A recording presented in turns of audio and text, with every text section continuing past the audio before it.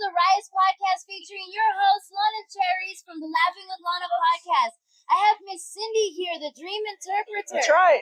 You try. You're gonna help me out today because what she doesn't know, or she kind of knows, I had a nightmare last night that was really fucking scary, and I want you to tell me what the hell that means. Okay. But first off, how did you become a dream interpreter? Tell me about yourself and how you came with that. Yeah, when my husband and I both were having dreams back in the 90s, they were like vivid and real. And we knew that they were from a supernatural place. They were from like a higher place. And we didn't really know what they meant. And we were like, we'd wake up and there'd be a presence, a peace and joy in the room. So we thought, okay, we need to find out what these mean. And some of them were very clear. Some of them were symbolic. So we needed to find out what the symbols meant. So I kind of went on a dream journey to begin to partner or look up other people that were also learning to interpret their own dreams. And I started going back to the original source. Where did it come from? In other words, where did this begin? And I started looking actually in the book of Genesis. And see, I've done the Ghost Hunters show 5 times, right? And so, you were on it. Yeah, I was on it 5 times. And interpreting dreams, live call-ins, right? And so, anyway, I just started looking back at and seeing, well, let's look at the beginning. Let's all the way go back to the beginning and find out how powerful are they? What value do they have? What power do they have? What's the content of them? How do we begin to break it down and make it make sense? And so I just started my search, and it started to, like, for instance, I'm going to talk about the cupbearer's dream. Okay. These 2 guys were in prison, and it's in the book of Genesis, and Joseph was in there, and he was the dream interpreter, but he was falsely accused and put in prison by himself. It's in Genesis 39, 40, 41. And so he's this cupbearer. He's the one who drinks the stuff for the king to make sure it's not poison. He eats the food to make sure it's not poison. And so he was put in there falsely as well. And he had a dream. And the cupbearer had a dream. And in the dream, he said, I saw Pharaoh is the king. I saw Pharaoh's cup placed back into my hand and given to him. And Joseph instantly, who's a dream interpreter, said, oh, you're going to be restored to your position from where you were taken out falsely. And sure enough, it came to pass. So Pharaoh goes back, or the cupbearer goes back into Pharaoh's house, who's the king. He's the king. And Pharaoh has 2 troubling dreams, and he can't figure them out. And they were troubling him so bad that he couldn't sleep. He was losing sleep. And one was about cows, and one was about wheat. And he saw 5 fat cows. This is Pharaoh. Saw 5 fat cows eating, and 5 skinny cows eating the fat cows, devouring them. Then he had the next night a dream about wheat, and he saw 5 great stalks of wheat that were all healthy, but he saw skinny stalks of wheat eating up the healthy. And he said, you're getting ready to have a famine. You're getting ready to have a famine, and you need to prepare. You're going to have 7 years of plenty, and you need to store, and you need to prepare and get ready. And sure enough, and it was so impacting to Pharaoh that Pharaoh put him second in command in the palace. And he was able to survive an entire nation because he had prepared accurately for a famine. Oh my God. Now, these are the kinds of dreams that people are having about things to come, about tidal waves, about fires, about things to come. And they're learning ahead of time how to prepare for something that is happening. Do you think it's like our ancestors talking to us, or our dreams, or like spirit? Or I think it's from the source. I think it's from the one who made you. Okay. I think it's from the creator himself. And I think what happens is we need to learn to tune ourselves into what that might be. So that's where I came from. And so as I've gone out and interpreted dreams, I found out I have a book called What Your Dreams Are Telling You. Oh, nice. Yeah. It's already out and everything? It's out. It's on Amazon. What Your Dreams Are Telling You. Okay. unlocking solutions while you sleep. And I listed in there the 10 top dreams. You know what the number one dream is? Teeth falling out. I've had that dream. Teeth falling out dream. Falling dreams. Flying dreams. Tidal wave dreams. Yeah. Snake dreams. Oh, yeah. And so I listed out these types of dreams because we went to the Sundance Film Festival and began to interpret dreams for people and said, well, let's find out what you're dreaming, because a lot of films, independent films and stuff, come from dreams. And we created a documentary called Dreams, a documentary. And anyway, showed it at the Sundance Film Festival. So there's like living purpose. There's like living words, living messages within dreams.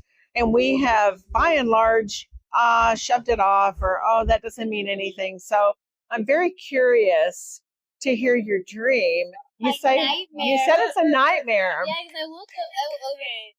So to put it kind of short, I had a dream that it was a random person that I don't know, and they had like this white robotic gun, and they were trying to put it together, and I was curious about it, but they're putting it together. Yeah. As soon as he puts it together, he looks at me, shoots.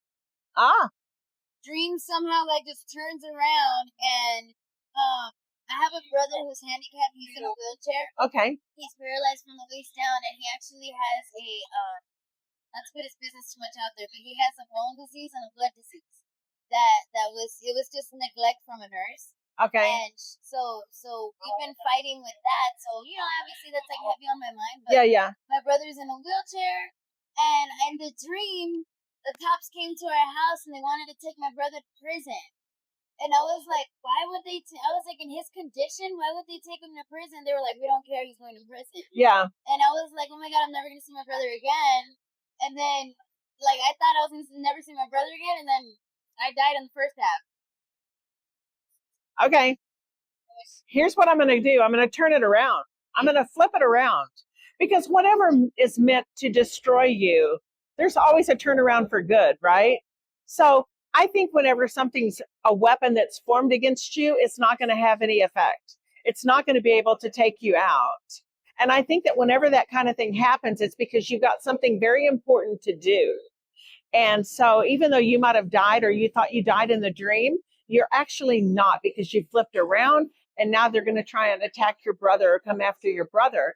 And again, he's got something that's extremely important in life to do. So imprisonment only means I'm going to hold you captive so that you can't accomplish your purpose or what you're meant to do. And trying to take you out with whatever weapon it might be is because you're valuable. You have a message. You have something to say. And so I believe that it's just a wake up. It's like, hello, you're on the mark for something that you have inside you to say. And there's going to be a weapon that'll try and take you from that, or try and silence you, or try and not let you do it, right? I'm in just really quick, I'm in total shock because this morning I couldn't sleep because I woke up at like 4 a.m. and I was crying my eyes out over it. And because I couldn't sleep, I started watching tarot, because I'm a big tarot believer. Okay. They were saying, there was 2 different videos that are saying the exact same thing you just said. That's why I'm here with my mouth open. I'm like, shut up. Well, let me tell you that my source doesn't come from that. It comes from the creator, from the creator of the universe, right? Yeah. I just believe that you're at a time in your season right now where things are going to turn around, because you had it, because you're now having it interpreted. You're going to see that you're going to have more, and it'll be life-giving. In other words, it's a reset. It's a reset in your mind where you're not going to be destroyed. You're not going to be taken out. You're not going to be, your brother isn't going to be locked up. Your family's not going to be attacked. I'm so sorry. And I think that you're going to see some amazing outcomes this year. Amazing outcomes this year. Amazing wake-ups. Being able to understand, being able to have direction, being able to have guidance. And you're going to be not tripping over and not being freaked out and traumatized. by things that would try and come against you. Yeah. You really are a dream interpreter? I am a dream interpreter. I've done thousands. Psychic. No, I'm not psychic. No, you kind of are, because there's 3 people in one day that told me the same thing, which is magical in my head, because I'm like, I needed to hear that, because I couldn't sleep. I was crying this morning. I was like, with me and my brother. That's my soul. My family's my soul. Right. So, like something like that was like traumatizing a little bit. So thank you so much. Well, I am a follower of Jesus, so that's my spirit guide. And so anything I hear or anything I get or any kind of understanding or revelation I get comes from him. So I'm not a psychic that way. And but I love to interpret dreams for people because I see the other side. It's like every picture, every video has a positive and a negative, right? So if you look at the negative, you can go downhill, it'll suck you down a hole. Yes. If you flip it around, you can see the positive outcome of what it's meant to do. Wow. Yeah. So that's amazing. Yeah, so get my book, What Your Dreams Are Telling You. Literally, I'm like, when I'm editing this and I read it again, I swear to God, I'm buying that book. Yeah. Really quick though, I wanted to ask you like a personal. Okay. What is your like either the best or the worst dream that you've had that you've interpreted that you were like, oh my God, this was actually positive? Oh man, I mean, we've done thousands. So if it's not my dream, I've had people that have seen ahead of time. They've seen in advance. They have spiritual ability to see in advance of certain things happening. Like people had dreams about the hurricane that came through Asheville, North Carolina, and I ran into them, and they'd had it before it ever happened. So I have a website, and I also have email where people can send in dreams. And people saw, I've been doing this for years, so there were people that actually saw 9/11 happen before it ever happened. And they were up in Canada, and they saw the U.S., and they saw 2 planes go into buildings. Mm-hmm. And the buildings fall in New York. And then they swung over from this person. This was in 2001. This person told this dream, had it journaled from 1998 or something like that. So it had been there. So had it way ahead of time. Yeah. And saw 2 planes. He was in Canada looking down on the U.S. Then it switched over to LA and he saw fires consuming. So this is the kind of stuff I get. And they don't have any way to know. They don't have any way to know. They're in Canada looking down on the U.S. And this is in 98 that he had the dream. And then in 2001, 9/11 happened. And now it's swinging over and he saw fires consuming LA. That's amazing. That's how important they are. That's how valuable. Like you were saying, why are dreams so important? Because it's a secret message. If we pay attention to our dreams, then we'll begin to understand things before they happen, and we'll be able to prepare. That's why I gave you the understanding of the early days of dreams from the book of Genesis, where you can see that he prepared for 7 years for a famine because he was given a dream, and it survived the entire nation. We're there. We're in those days now. Intense. We're in those days now where we're going to be getting messages from the Creator about things to come, and we will know how to prepare, and we will know when to stay and when to get out, when to move forward and when to retreat. We're going to know. So do you recommend like Googling your dreams, or is it? I don't, because I kind of think they take it from, I don't know. I try to hear, I consider the spirit world to be very liquid, very fluid, right? And so I think if you cookie cutter it down, I think that you're not getting the full interpretation. Yeah. So like with you, you're on it right now. I mean, I can see a timeline and everything on you of the fact that that's why you had it now, and this is what you're looking forward to for the future. Literally, it is. Yeah. Like, and for your brother, he's well protected. He's not going to be locked up. Oh, thank God. Yeah. Holy shit. No. So I'm like, he's a good guy. I'm like, he can't go to prison. He hasn't done No. anything. It's just something that tries to come and bring fear into your heart and bring you into a place where you get all locked up. And, you know, fear has torment. So. And real quick, before we get off, okay, what brought you to AVN as a dream interpreter with the porn world? Well, I used to go, I had, in 2003, I had a camp that we created for a theme camp at Burning Man. Oh! So we began to interpret dreams and do all kinds of things at Burning Man. And I had all kinds of people coming in. Our team's been out there for 20 years. That makes sense, though. Yeah. Like, as soon as people start. And so I had a friend who had come out of the industry, and they said, we really need to go to the porn industry and interpret dreams. And so we've been doing this for 15 years. Mm-hmm. We've been interpreting really dreams. Interesting to come here. Well, and helping people when their contracts are up, they don't want to stay in the biz. So they're looking for direction. What do I do? Where do I go? What's my next step kind of thing, you know? So we try and give them, okay, well, here's what I see about you.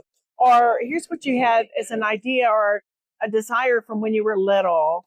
And so now they're like, oh my gosh, and I'm a mom. I had a girl say to me, she goes, well, you've watched my videos. And I said, no, I don't really watch them. And they said, why are you here? And I said, I'm here for you. I said, I'm a mom, you know. And she goes, can I give you a hug? So we had so many girls chasing us out, wanting to give us hugs. And we'd interpret their dreams. And we just do it as I totally want to give you a hug. I'm like, oh, I'll give you a hug. We do it as kind of a life, you know, just support. We just want to be available. We do it for free, you know. Oh my God, I love that. That's amazing. What was your book called again? What Your Dreams Are Telling You. What Your Dreams Are Telling You on Amazon. On Amazon. Cindy McGill. Cindy McGill. Guys, go out and go get that book. But real quick, before we get off, if you can say rise up, because rise matters. Oh, it does matter. Yeah. You got to rise up. Otherwise, you know, I have a friend that said, girl, you better get up. Nobody's going to come get you. And so she had to rise up from her own ashes, right? From all of her destructive things that she'd done. Rise up. Rise up. Girl, girl, nobody's coming to get you. You better rise up, you know? Yep. I love that. Until next time, guys. Bye.